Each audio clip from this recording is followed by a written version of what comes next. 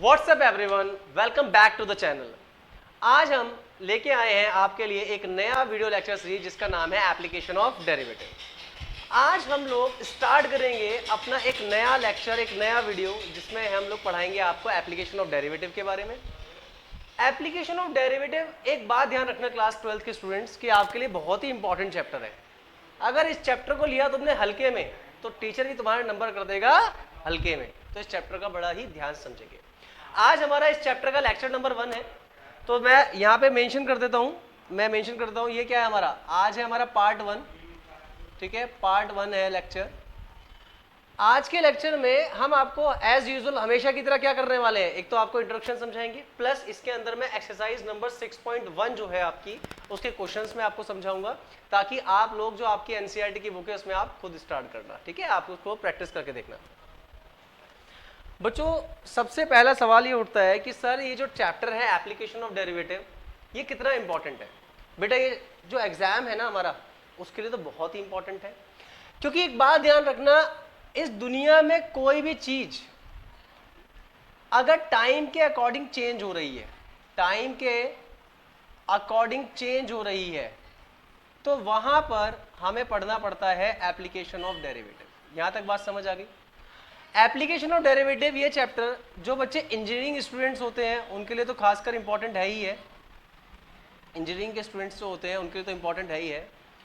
Plus ये chapter ना commerce वाले बच्चों के लिए भी बहुत इंपॉर्टेंट होता है।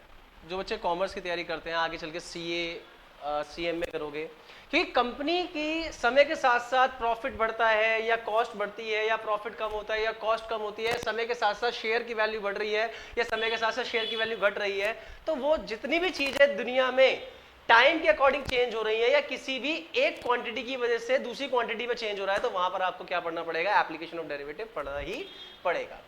तो चलिए स्टार्ट करते हैं कि आज के इस चैप्टर में हमारे लिए इंपॉर्टेंट क्या है। चलिए स्टार्ट करते हैं। देखिए बेटा, टॉपिक नंबर 1 हम आपको सबसे पहले समझाएंगे कि एप्लीकेशन ऑफ डेरिवेटिव में डेरिवेटिव वर्ड का मतलब क्या होता है। डेरिवेटिव चैप्टर 5 जो हमारा था क्या, कॉन्टिन्यूटी एंड डिफरेंशिएबिलिटी, वहां पे हमने पढ़ा था डिफरेंशिएशन के बारे में। अरे डेरिवेटिव बेसिकली बेटा वही जो अभी हम पढ़ रहे थे, dy अपॉन dx। भाई तुम लोग तो डेरिवेटिव को dy अपॉन dx के नाम से जानते हो ना, तो यही बात ध्यान रखना, हम यहाँ पे भी dy अपॉन dx के बारे में पढ़ेंगे। लेकिन सर अल्टीमेटली यहाँ पर है क्या, यहाँ पर हम लोग समझेंगे है क्या। बेटा टॉपिक नंबर 1 में पहले मैं आपको समझाऊंगा कि sir what is the meaning of derivative. Derivative का मतलब क्या होता है। बेटा derivative are used to find the rate of change of quantity with respect to the other quantity. मैं अपने अकॉर्डिंग अगर आपको समझाऊं कि change in one variable due to change in another variable is called as derivative.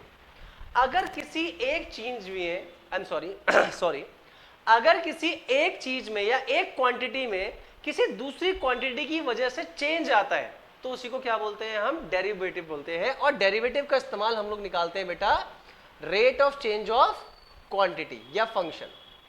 किसी भी function में किसी भी क्वांटिटी में जो रेट ऑफ चेंज होता है उसी को हम लोग डेरिवेटिव बोलते हैं। डेरिवेटिव का इस्तेमाल इसलिए किया जाता है। यहां तक बात समझ आ रही है। अब सर जो हमारे चैप्टर है एप्लीकेशन ऑफ डेरिवेटिव, ये कहां कहां यूज होता है इसको मैं समझाता हूं इस चैप्टर में, ठीक है बेटा। नंबर वन अगर हम लोगों को rate of change of quantity निकालना हो तो हम किसका इस्तेमाल करते हैं, मतलब मैंने अभी समझाया ना कि कोई भी चीज जब समय के अकॉर्डिंग चेंज हो रही है तो हमें क्या पढ़ना पड़ता है, एप्लीकेशन ऑफ डेरिवेटिव। बात समझ आ गई। दूसरा, कोई भी फंक्शन जब इंक्रीज होता है या कोई भी फंक्शन डिक्रीज होता है तो वहां पर भी हमें क्या पढ़ना पड़ता है बेटा, एप्लीकेशन ऑफ डेरिवेटिव पढ़ना पड़ता है। उसके बाद हमारे पास है equation of tangent and normal. फिर है हमारे पास अप्रोक्सीमेट वैल्यू, जैसे कि मान लो 28 की पावर 1/2 या रूट में सपोज करो 36.6। अप्रोक्सीमेट वैल्यू निकालने के लिए भी हम लोग क्या करते हैं, एप्लीकेशन ऑफ डेरिवेटिव का इस्तेमाल करते हैं। और सबसे ज्यादा इंपॉर्टेंट टॉपिक है आप लोगों के लिए, इंपॉर्टेंट टॉपिक है maximum and the minimum value of the function. ये आपके लिए बहुत ही इंपॉर्टेंट टॉपिक है। मैं आप लोगों को एक बात थोड़ा सा बता दूं, एक बात क्लियर कर दूं बेटा। कुछ बच्चों के माइंड में ये आ रहा होगा कि सर कुछ तो आउट ऑफ सिलेबस की बात कर रहे हैं। बेटा ये है हमारी एक्सरसाइज नंबर 6.1, बेटा ये है हमारी एक्सरसाइज नंबर 6.2। ये दोनों के दोनों क्या हो चुके हैं, सिलेबस से हमारे हो चुके हैं कट। और ये है हमारी अब नए सिलेबस के अकॉर्डिंग एक्सरसाइज नंबर 6.3। तो ये 3 एक्सरसाइज है इस चैप्टर के अंदर, और केस स्टडीज के लिए, एसोसिएशन रीजनिंग के लिए, और जितने भी लॉन्ग क्वेश्चंस होते हैं उनके पॉइंट ऑफ व्यू से चैप्टर बहुत ही इंपॉर्टेंट है। तो आज की क्लास स्टार्ट करते हैं। हमारा सबसे पहला टॉपिक क्या है? Rate of change of quantity. हमारा सबसे पहला टॉपिक क्या है बेटा? Rate of change of quantity. हम यहीं से इस चैप्टर को स्टार्ट करते हैं। देखो हमारे पास टॉपिक क्या है? हमारे पास टॉपिक है बेटा rate of change of quantity. Clear है? अभी मैं आपको समझा रहा हूं कि क्वांटिटी का मतलब कोई फंक्शन हो सकता है, कोई वेरिएबल हो सकता है, या कुछ भी क्वांटिटी हो सकती है। अगर कोई भी क्वांटिटी किसी भी अकॉर्डिंग चेंज हो रही है, टाइम के अकॉर्डिंग चेंज हो रही है, तो वहां पे हमें क्या पढ़ना पड़ेगा? एप्लीकेशन ऑफ डेरिवेटिव पढ़ना पड़ेगा। एग्जाम्पल के लिए मैंने आपको क्या समझाया? मैंने कहा बेटा मान लो हमारे पास एक स्क्वायर है। हमारे पास क्या है? एक स्क्वायर है। हम लोग जानते हैं बेटा स्क्वायर के अंदर बेसिकली क्या होता है? स्क्वायर की जो साइड होती है, देखो थोड़ा डायग्राम पे मत जाना, थोड़ा सा ये रेक्टेंगल टाइप का डायग्राम बन गया है, ठीक है? इस पे मत जाना थोड़ा सा, ठीक है? समझाने के लिए है बस, ठीक है? समझाने के लिए है। थोड़ा सा डायग्राम गलत हो गया है, इस बात को मैं एक्सेप्ट कर रहा हूं कि ये स्क्वायर कम रेक्टेंगल ज्यादा दिखाई दे रहा है, ठीक है? अब बेसिकली एक स्क्वायर के अंदर क्या होता है? बेसिकली स्क्वायर के अंदर कि अगर ये साइड x सेंटीमीटर है तो ये भी क्या होगी? ये भी तो x सेंटीमीटर ही होगी। बात समझ आ गई? अगर ये साइड हमारी 4 है, ये साइड हमारी 4 है, ये साइड हमारी 4 है, ये साइड हमारी 4 है, मतलब कोई भी ऐसा ऑब्जेक्ट जिसमें चारों साइड्स बराबर होती हैं उसी को स्क्वायर कहा जाता है। अगर मुझे मान लीजिए मुझे इस स्क्वायर का क्या फाइंड करना है? एरिया फाइंड करना है। तो एरिया ऑफ स्क्वायर का फॉर्मूला आज तक हम लोगों ने क्या सीखा हुआ है, जो बचपन से सीखते आ रहे हैं, वो है साइड स्क्वायर। क्या है? Side square. यहां तक बात समझ आ गई? यहां तक बात समझ आ गई? मान लेते हैं, सपोज करो कि हमारा जो ये स्क्वायर है वो 4 सेंटीमीटर का है। हमारा जो ये स्क्वायर है वो 4 सेंटीमीटर का है। तो इस अकॉर्डिंग इसका एरिया कितना हो जाएगा बेटा? 4 का स्क्वायर, तो आंसर आ जाएगा 16 सेंटीमीटर स्क्वायर। एरिया आ जाएगा हमारा 16 सेंटीमीटर स्क्वायर। यहां तक बात समझ आई? तो इस बात से मुझे एक बात समझ आ रही है कि area of square depend on it's side, कि जो हमारा स्क्वायर का एरिया होता है बेटा, एरिया वो डिपेंड करता है किस पे बेटा? साइड पे डिपेंड करता है। जैसे जैसे, अब तो इतनी बात आप लोगों को खुद ही समझ आ रही है कि जैसे जैसे साइड चेंज होगी वैसे वैसे एरिया भी चेंज हो जाएगा। जैसे एग्जांपल के लिए मान लो मैं यहां पर 4 की जगह 6 कर लूं, मैं 4 की जगह 6 कर लूं, तो अब आप मुझे बताओ आंसर कितना हो जाएगा? अब आप मुझे बताओ फटाफट से कमेंट्स में बताओ, बड़ा आसान है। 6 का स्क्वायर 36 सेंटीमीटर स्क्वायर। अच्छा, एक इंपॉर्टेंट बात, सबसे पहले मैं आप सभी बच्चों को हाथ जोड़ के थैंक यू करता हूं कि आप सभी ने हमारे 500 सब्सक्राइबर की जो फैमिली थी उसे पूरा किया। Thank you so much for this subscribe. अगर आप लोगों को हमारी वीडियो ऐसे ही पसंद आ रही है तो वीडियो को लाइक करें, शेयर करें, सब्सक्राइब करें, ज़्यादा से ज़्यादा अपने फ्रेंड्स के साथ, अपने दोस्तों के साथ शेयर करें, ताकि उन लोगों के एग्जाम भी आपकी तरह ही अच्छे जाते रहें, ठीक है? तो मैं आपसे एक बात कह रहा था बेटा कि अगर मैं इसका एरिया 6 रख दूं तो हमारा आंसर कितना आ जाएगा? 36 सेंटीमीटर स्क्वायर। तो यहां पर सिंपल सा एक बात मुझे समझ आ गई कि जैसे जैसे इसकी साइड इंक्रीज होगी या डिक्रीज होगी वैसे वैसे इसका एरिया भी चेंज होता रहेगा।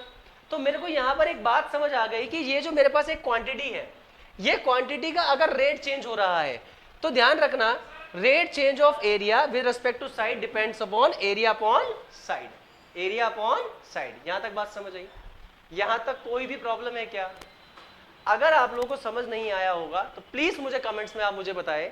आप लोग मुझे कमेंट्स जरूर करा करो, मुझे कमेंट्स में ये पता चलता है कि अगर आपको समझ आ रहा है, नहीं आ रहा है, जो भी आपके डाउट्स है मुझे कमेंट्स में मेंशन किया करो, ताकि नेक्स्ट वीडियो में मैं उस चीज को, प्रॉब्लम को सॉल्व कर सकूं, ठीक है? फटाफट से करना है, स्क्रीनशॉट ले लो, जल्दी से स्क्रीनशॉट ले लो, चलो।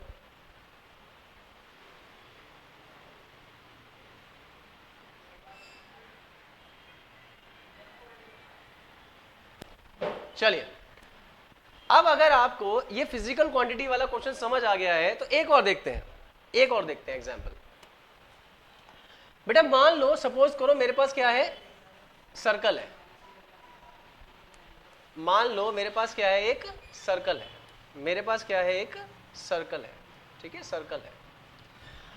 अब अगर मुझे सपोज करो सर्कल का रेडियस सर्कल का एरिया निकालना है, तो सर्कल का एरिया भी किस पे डिपेंड करता है? उसके रेडियस पे डिपेंड करता है बेटा। यहां तक तो दिक्कत नहीं है भाई। सपोज करो इस सर्कल का रेडियस है 3 सेंटीमीटर, तो आंसर चेंज हो जाएगा। अगर यही सर्कल मैं 5 सेंटीमीटर का कर दूं, इसका रेडियस जो है मैं 5 सेंटीमीटर कर दूं, तो इसका एरिया चेंज हो जाएगा। तो मुझे यहां पर फिर दोबारा से बात समझ आ रही है कि area of radius completely depend sorry area of circle completely depend करता है किसके? उसके रेडियस पे। तो इसका मतलब यह हुआ कि हमारा एरिया क्या है? एरिया हमारा एक फंक्शन है जो कि किस पे डिपेंड कर रहा है? उसके रेडियस पे डिपेंड कर रहा है। तो इसी बात को हम लोग मैथमेटिक भाषा में कैसे लिखा जाता है कि rate of change of area with respect to radius, कि हमारा एरिया जो है वो डिपेंड करता है रेडियस पे। और मैथ्स के अंदर कैसे लिखा जाएगा? dA upon dy। कैसे लिखा जाएगा इसको? dA upon dy। अरे बच्चों अगर ये बात समझ नहीं आई, dA अपॉन dr समझ नहीं आ रहा, ओ सॉरी थोड़ा सा गलत नहीं, मेरा आज थोड़ा सा ना एक्चुअली क्या है थोड़ी सी तबीयत डाउन थी, जिसकी वजह से शायद मैंने इसको गलती से dA अपॉन dy बोल दिया, dA अपॉन dr बोलना था, ठीक है। अरे बच्चों अगर आप लोगों को dA अपॉन dr समझ नहीं आ रहा, बेसिकली क्या होता था? मान लो सपोज करो मेरे पास एक क्वांटिटी है y, जो कि डिपेंड करती है किस पे? x पे, जो कि डिपेंड्स करती है किस पे? x पे। तो y क्या है? x पे डिपेंड करता है, तो इसका डेरिवेटिव क्या हो जाएगा? dy upon dx। मान लो सपोज करो मेरे पास एक रेडियस है, एक क्वांटिटी है रेडियस, जो कि चेंज हो रही है, जो कि डिपेंड कर रही है टाइम पर, जो कि डिपेंड कर रही है किस पे? टाइम पे डिपेंड कर रही है बेटा, डिपेंड्स ऑन टाइम। तो हम इसको कैसे लिखेंगे? हम लिखेंगे इसको कि जो रेडियस है वो डिपेंड कर रहा है किस पे? टाइम पर। तो इसको मैं लिखूंगा क्या? dA upon dt। Oh I am sorry dr upon dt, dr upon dt। I hope ये बात समझ आ रही होगी। तो अगर मेरी ये बात समझ आ गई है तो फटाफट से इसका भी स्क्रीनशॉट लें और फटाफट अब स्टार्ट करते हैं हम कुछ प्रैक्टिकल क्वेश्चंस। जल्दी से स्टार्ट करें।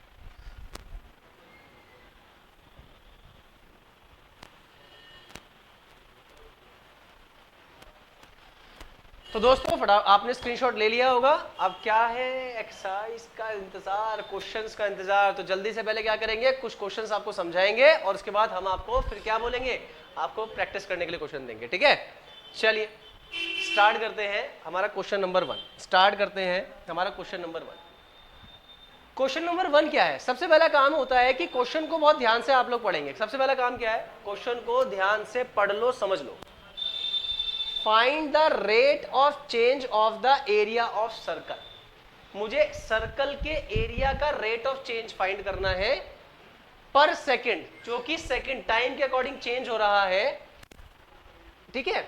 यहां पे लिखा हुआ है कि find the rate of change of area of circle per second with respect to radius. इसका जो एरिया है वो चेंज हो रहा है रेडियस के अकॉर्डिंग, मतलब इसका जो एरिया है वो रेडियस पे डिपेंड कर रहा है। और सर्कल कितने सेंटीमीटर का दिया हुआ है? 5 सेंटीमीटर का दिया हुआ है। अब मेरी बात समझो बेटा, हमारे पास क्या है बेटा? एक सर्कल है। हमारे पास क्या है? एक सर्कल है, ठीक है। हमारे पास एक सर्कल है बेटा। क्या हो गया भाई? ठीक है, जिसका रेडियस कितना गिवन है? जिसका रेडियस कितना गिवन है? 5 सेंटीमीटर। मुझे इसका रेडियस गिवन कितना है? 5 सेंटीमीटर रेडियस इसका गिवन है मेरे को, ठीक है। अरे रुक जा भाई,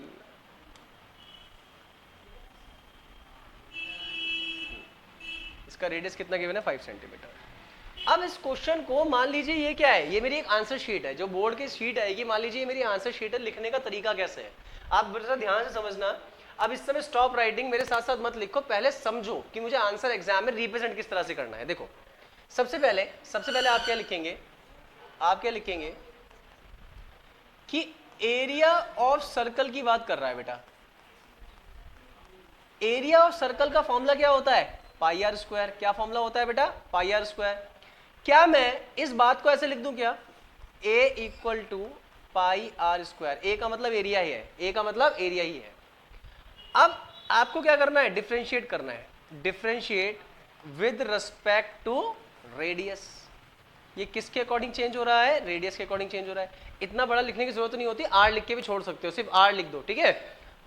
तो अब आप एक चीज देखो, मेरा जो ये एरिया है, वो डिपेंड कर रहा है किस पे, रेडियस पे। तो मैथ्स की भाषा में इसको शॉर्ट फॉर्म में कैसे लिखूंगा, मैं लिखूंगा इसको dA upon dr, dA upon dr equal to, अब हमें करना है इसका डेरिवेटिव, अब हमें इसका करना है डेरिवेटिव। बेटा पाई क्या है, पाई तो कांस्टेंट है, तो पाई अपनी जगह रहेगा, और एक्स स्क्वायर का डेरिवेटिव क्या हो जाएगा, 2r, एक्स स्क्वायर का डेरिवेटिव कितना हो जाएगा, 2r। अगर डेरिवेटिव्स नहीं पता, नहीं, अगर आपको फॉर्मुलेज नहीं मालूम, आपको चैप्टर नंबर 5 का नॉलेज नहीं है, तो प्लीज मुझे कमेंट्स में बताइए, मैं उसके ऊपर एक वीडियो बना देता हूं, क्योंकि आप लोगों के लिए बेसिक डेरिवेटिव की नॉलेज होना बहुत जरूरी है। कि मैंने जैसे इसको चेंज किया, तो मैंने यहां पर क्या अप्लाई किया है, d अपॉन डी एक्स करके x की पावर n वाला फॉर्मूला इस्तेमाल किया है कि पावर पहले और एक पावर कम, तो वही मैंने अप्लाई किया है। और पाई क्या था, पाई बेटा एक कांस्टेंट था, पाई क्या था बेटा, पाई एक कांस्टेंट है, जिसकी वजह से पाई अपनी जगह पर रहेगा, पाई अपनी वैल्यू को नहीं हटाएगा। तो ठीक है, बेसिक्स पता होना बहुत जरूरी है, इसलिए मैं बार बार आप लोगों से कहता हूं कि कमेंट्स बता दे करो, ताकि मुझे आइडिया लग जाए कि मैं किस पर वीडियो, मतलब ज्यादा वोट्स किस पे आ रहे हैं कि मैं उस चीज को पहले बनाऊं। ठीक है, अच्छा अब आप मुझे बताइए कि यहां पर रेडियस कितना दिया हुआ है, बेटा dA अपॉन dr, हमें r की वैल्यू दी हुई है क्वेश्चन में 5, r की वैल्यू क्वेश्चन में कितनी दी हुई है, 5 दी हुई है। तो देखो 2 पाई, आपको आंसर पाई की टर्म्स में निकालना है, ये बात ध्यान रखना, पाई की वैल्यू 22/7 नहीं रख देना, आपको भी आंसर क्या करना है, पाई की टर्म्स में निकालना है। ठीक है, ऐसा क्यों है वो बाद में बताएंगे आपको। ठीक है, r की वैल्यू कितनी आई है बेटा, r की वैल्यू आ गई है 5। अच्छा ये सब क्या है, ये सेंटीमीटर में था, ये किस में था, सेंटीमीटर में, तो एरिया कैसे आता है, सेंटीमीटर स्क्वायर, एरिया हमेशा स्क्वायर में आता है। और ये चेंज किस हिसाब से हो रहा है, टाइम के अकॉर्डिंग चेंज हो रहा है, तो विद सेकेंड, तो हम लोग लिखेंगे इसको 2 5 10 पाई सेंटीमीटर स्क्वायर पर सेकेंड। क्लियर है क्या, तो फटाफट आप देख लो आंसर क्या है, 10 पाई सेंटीमीटर स्क्वायर पर सेकेंड, सॉरी ये सेकंड है बेटा, ये सेकंड है, इसे सेकंड बना लो। ठीक है, पर सेकंड। तो क्या करना है, फटाफट से pause the video and note it down, या स्क्रीनशॉट ले लो फटाफट से।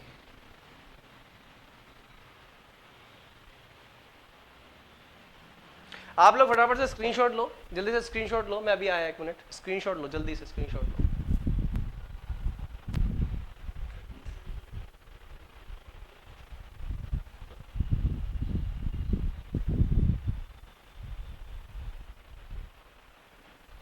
तो गाइस आप लोगों ने इतना लिख लिया होगा, अब हम आगे बढ़े, चलिए अब बढ़ते हैं हम दूसरे क्वेश्चन पे।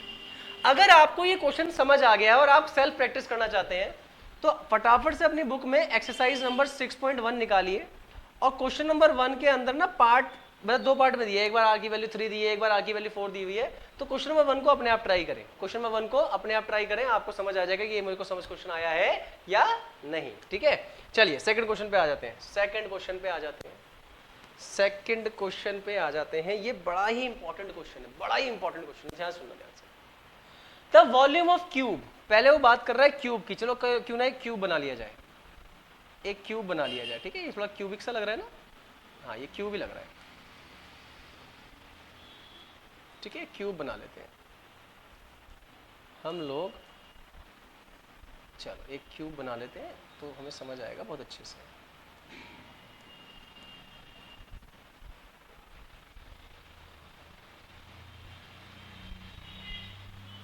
ठीक, ये लीजिए मैंने आपके सामने एक क्यूब ड्रॉ कर दिया। अब हमारे को एक क्यूब दिखाई दे रहा है। ठीक है, अब हमें एक क्यूब दिखाई दे रहा है बेटा, हमें एक क्यूब दिखाई दे रहा है। The volume of cube is increasing at the rate of 9 centimetre cubic पर सेकेंड। एक क्यूब का वॉल्यूम 9 सेंटीमीटर क्यूबिक पर सेकेंड के हिसाब से इंक्रीज हो रहा है। तो देखो हमें ये बात गिवन है, यहाँ पर ये बात गिवन है। अच्छा अभी क्या है, हम लोग 2 मिनट के लिए क्या कर रहे हैं, इसकी साइड को x एज्यूम कर रहे हैं। क्या एज्यूम कर रहे हैं, x। Let the side of cube is x centimetre, 2 minute के लिए एज्यूम कर रहे हैं इसको, x एज्यूम कर रहे हैं। ठीक है, अभी अभी मैं आपको बता दूं कि मुझे वॉल्यूम ऑफ क्यूब कितना दिया हुआ है। सर वॉल्यूम ऑफ क्यूब दिया हुआ है 9 सेंटीमीटर क्यूबिक पर सेकेंड उन्होंने दिया हुआ है। How fast is surface area increasing when the length of the edge is 10 centimetre. और यहां पर हर एक साइड मुझे कितनी दी हुई है, 10 सेंटीमीटर गिवन है, 10 सेंटीमीटर गिवन है बेटा। 10 सेंटीमीटर गिवन है, ठीक है। वो कह रहे हैं कि अगर मुझे ये क्यूब 10 सेंटीमीटर का दिया हुआ है तो और इसका वॉल्यूम 9 सेंटीमीटर क्यूबिक पर सेकंड के हिसाब से बढ़ रहा है तो उसका एरिया के हिसाब से बढ़ रहा होगा, मुझे इस बात को फाइंड करना है। अब आप मुझे एक बात बताओ बेटा, वॉल्यूम ऑफ क्यूब का फॉर्मूला क्या होता है? सर ये क्या पूछ लेते हो आप हमसे? और एक काम करते हैं, इसको थोड़ा शॉर्ट में लिखते हैं, ठीक है ना, ज्यादा बड़ा हो जाएगा। वी का मतलब वॉल्यूम हो गया। वॉल्यूम ऑफ क्यूब का फॉर्मूला होता है साइड क्यूब। क्या फॉर्मूला होता है? Side cube. साइड को हमने क्या माना? एक्स, तो मैं क्या लिखूंगा इसको? X cube. अब आप एक बात बताओ, अगर इसका वॉल्यूम बढ़ रहा है तो इसका साइज भी इसकी साइड्स भी चेंज हो रही होंगी। अगर वॉल्यूम टाइम की रेस्पेक्ट में चेंज हो रहा है तो साइड भी तो टाइम के रेस्पेक्ट में चेंज हो रही होगी। तो देखो यहां पर differentiate with respect to time, with respect to time, t का मतलब टाइम है। तो मैंने क्या बोला कि हमारा जो वॉल्यूम है वो चेंज हो रहा है बेटा टाइम के अकॉर्डिंग। तो मैथ्स में इसको शॉर्ट फॉर्म में, एब्रीविएशन फॉर्म में कैसे लिखेंगे? dv upon dt, dv upon dt करके इसको लिखा जाएगा, ठीक है। अब बताओ एक्स क्यूब का डेरिवेटिव 3x स्क्वायर। अभी अभी मैंने आपको बताया कि वॉल्यूम बढ़ने से साइड भी तो बढ़ रही होगी, साइड भी तो इंक्रीज हो रही होगी, और साइड भी इंक्रीज हो रही है किसकी रिस्पेक्ट में? टाइम की रिस्पेक्ट में इंक्रीज हो रही है। टाइम की रिस्पेक्ट में साइड भी इंक्रीज हो रही है। साइड को मैंने क्या माना है? x, और टाइम हो गया t, तो इसका मतलब इसका डेरिवेटिव क्या हो गया? dx upon dt। क्लियर है क्या? यहां तक तो क्लियर हो रही है बात। अब अभी देखो, मुझे dv अपॉन dt की मतलब देखो यहां पे ध्यान से देखो, dv अपॉन dt मतलब चेंज क्या दे रखा है? 9 सेंटीमीटर क्यूबिक पर सेकंड। तो मैं dv अपॉन dt की जगह क्या लिख दूंगा? 9 सेंटीमीटर क्यूबिक पर सेकंड लिख दूंगा। ये एक काम करते हैं, इसको शॉर्ट में लिख देते हैं, ठीक है। मैं सिर्फ साइन 9 लिखूंगा और पूरा का पूरी वैल्यू क्या है? देखो आप सी बात, ये सारी की सारी वैल्यू क्या आ जाएगी? सेम आ जाएगी बेटा। अब ध्यान से देखो बेटा, 3 1 3, 3 3 9, तो हमारे पास क्या वैल्यू आ गई बेटा? हमारे पास क्या वैल्यू आ गई? हमारे पास वैल्यू आ गई 3 equal to x square d x upon d t, d x upon d t. अब ये मल्टीप्लाई में इधर को आएगा तो क्या हो जाएगा? डिवाइड हो जाएगा, तो D x upon d T. तो इसका मतलब मेरी साइड भी किस रिस्पेक्ट से चेंज हो रही है? मेरी साइड भी चेंज हो रही है D x upon d T. ये जो हमारा चेंज हो रहा है 3 अपॉन में एक्स स्क्वायर। यहां तक तो हमें पता चल गया कि वॉल्यूम की वजह से हमारा साइड कितना चेंज हो रहा है। लेकिन सवाल क्या है? सवाल क्या है कि सरफेस एरिया बताओ, सरफेस एरिया। तो ठीक है भाई, सरफेस एरिया निकाल लेते हैं, सरफेस एरिया निकाल लेते हैं, सरफेस एरिया फाइंड कर लेते हैं। अब आप एक चीज देखो बेटा, सरफेस एरिया ऑफ क्यूब क्या होता है? सरफेस एरिया ऑफ क्यूब क्या होता है बेटा? वो होता है 6 साइड स्क्वायर। क्या होता है? 6 साइड स्क्वायर। मैं सरफेस एरिया को विद रिस्पेक्ट टू टाइम कैसे लिखूंगा? ds upon dt। अब आप एक चीज देखो, 6 अपनी जगह, एक्स स्क्वायर का डेरिवेटिव 2x, तो 6 2 12x। और मैंने अभी अभी आपको पढ़ाया था कि इसकी साइड भी चेंज हो रही है, तो x का डेरिवेटिव क्या था? dx upon dt। क्या था हमारे पास? dx upon dt। देखो ये चीजें समझने के लिए थोड़ा बेसिक भी पता होना चाहिए। तो मैं उम्मीद करता हूं आप लोगों को यहां तक तो अच्छे से समझ आ ही रहा है, ठीक है। तो आप देखो जरा फटाफट से, ds upon dt equal to 12x multiply, अभी अभी मुझे बताओ ds अपॉन dt की वैल्यू क्या है? बेटा ds अपॉन dt की वैल्यू है 3x स्क्वायर। क्या वैल्यू है? 3x square. बेटा इस एक पावर से ये कट गया तो कितना आ गया? 36x। और x क्या है? x क्या है? हमारी साइड है।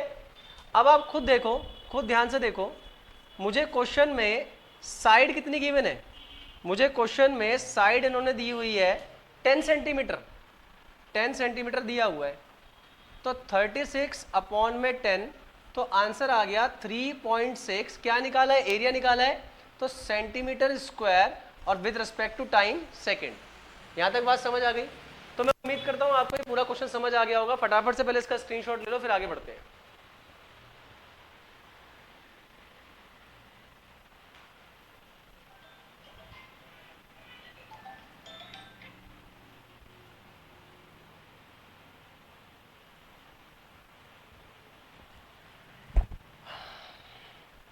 तो गाइस आप लोगों ने यहां तक स्क्रीनशॉट ले लिया है, ठीक है। चलिए अब आगे बढ़ते हैं।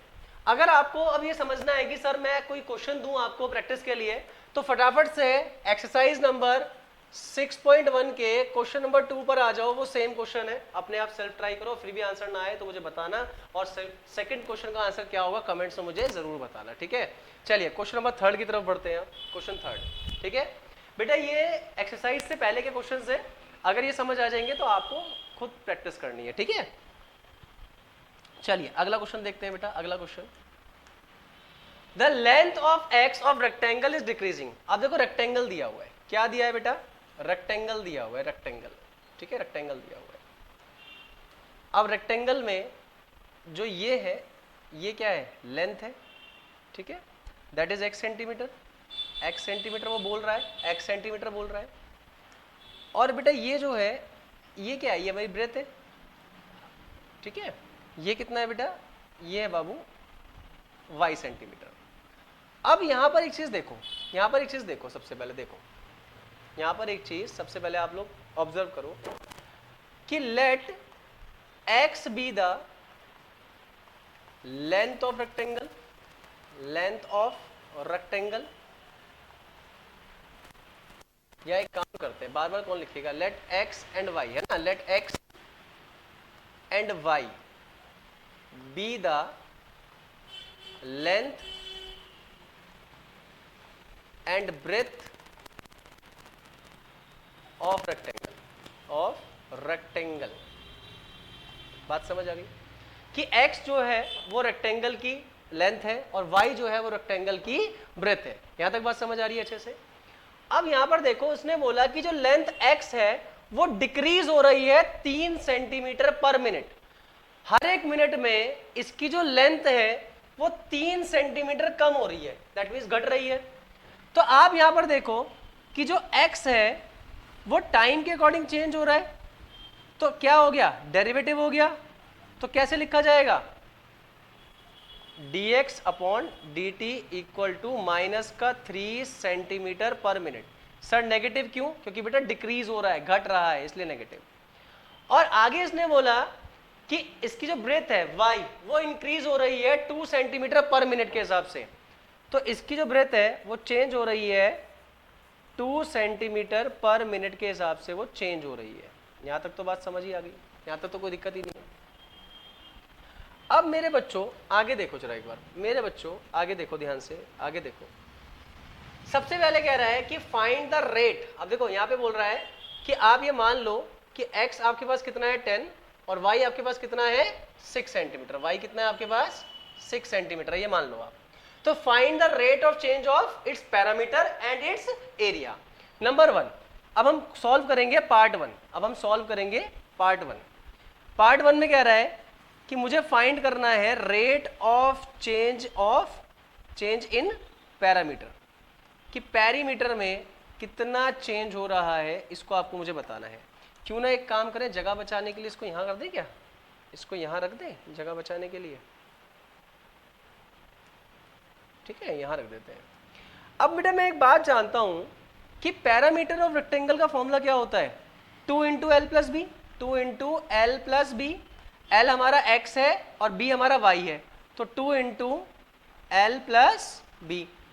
अब मेरा पैरामीटर भी किसके रिस्पेक्ट में चेंज होगा बेटा, टाइम के रिस्पेक्ट में। तो क्या हो जाएगा, dp upon dt equal to 2 का 2, x चेंज हो रहा है टाइम के रिस्पेक्ट में, that is dx upon dt, y change हो रहा है टाइम के रिस्पेक्ट में, that is dy upon dt।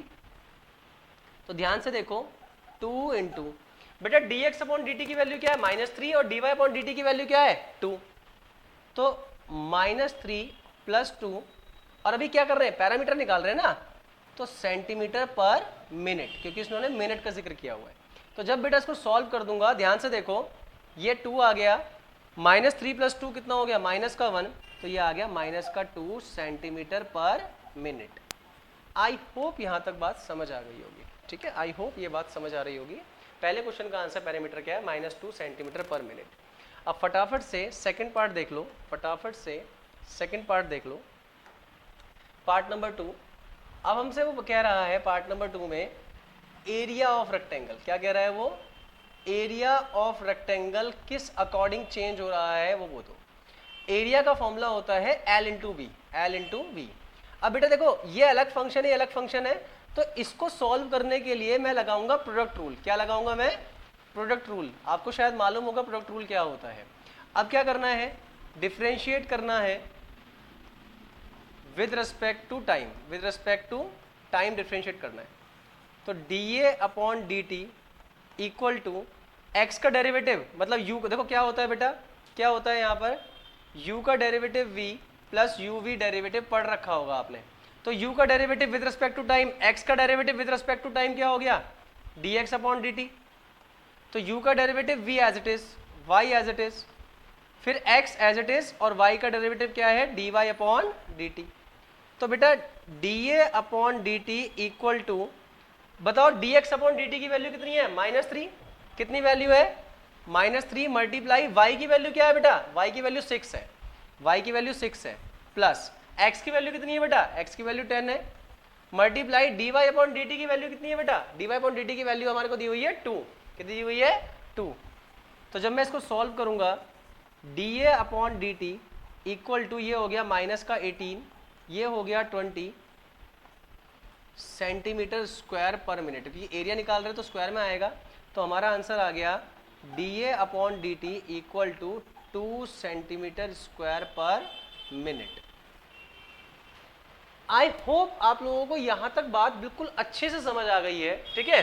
तो हमने आपके साथ थोड़ा इंट्रोडक्शन समझाया, प्लस हमने आपको एक्सरसाइज के क्वेश्चन कराए। एक्सरसाइज के क्वेश्चन क्या कह लो कि ये एक्सरसाइज से पहले के क्वेश्चन है। अब आपके लिए आज होमवर्क क्या है? साहिल सर की क्लास में प्रैक्टिस करना जरूरी है। अब आप एक्सरसाइज नंबर, क्वेश्चन नंबर 6.1 में क्वेश्चन नंबर 1 से लेके 5 तक प्रैक्टिस करें। इसका आप देखें, अगर आपको ये पढ़ाया हुआ क्लास आज समझ आ गई है तो आप इसकी प्रैक्टिस करें। अगर आपसे 1% 1 से लेके 5 के बीच में कोई क्वेश्चन सॉल्व नहीं होता, मैं दोबारा कह रहा हूं, कमेंट्स में मुझे जरूर बताया करें ताकि मैं नेक्स्ट क्लास में आपकी वो प्रॉब्लम को सॉल्व करूं। तो फटाफट से स्क्रीनशॉट ले लो और आगे बढ़ते हैं।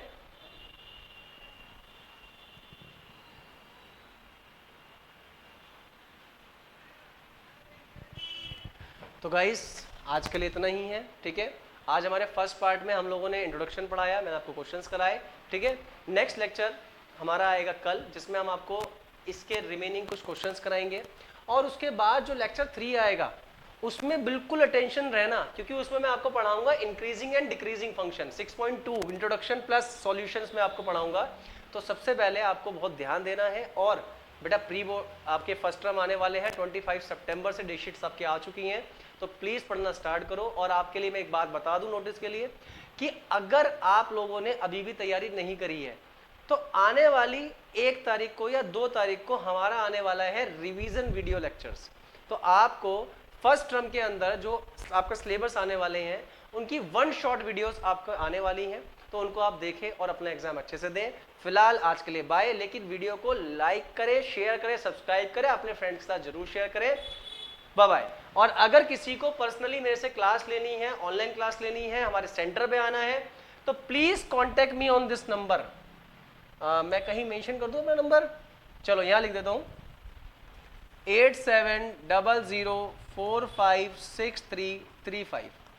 ये हमारा नंबर है। आप इस नंबर पे हमसे कांटेक्ट करिए, हम आपको ऑनलाइन क्लासेस की फैसिलिटी हम आपको दे देंगे। आप अगर हमारे ऑफलाइन सेंटर्स पे आप आ सकते हैं तो प्लीज़ वेलकम है, आप सभी का ऑफलाइन सेंटर पे आइए। हम आपको स्टडी मटेरियल देंगे, प्रैक्टिस के लिए क्वेश्चन देंगे, प्लस मैं आपको डिस्क्रिप्शन के अंदर भी कुछ प्रैक्टिस क्वेश्चन डालूंगा, उनकी आप प्रैक्टिस करें। फिलहाल आज के लिए बाय, सी यू, आपसे मिलते हैं नेक्स्ट लेक्चर में। Bye bye bye bye.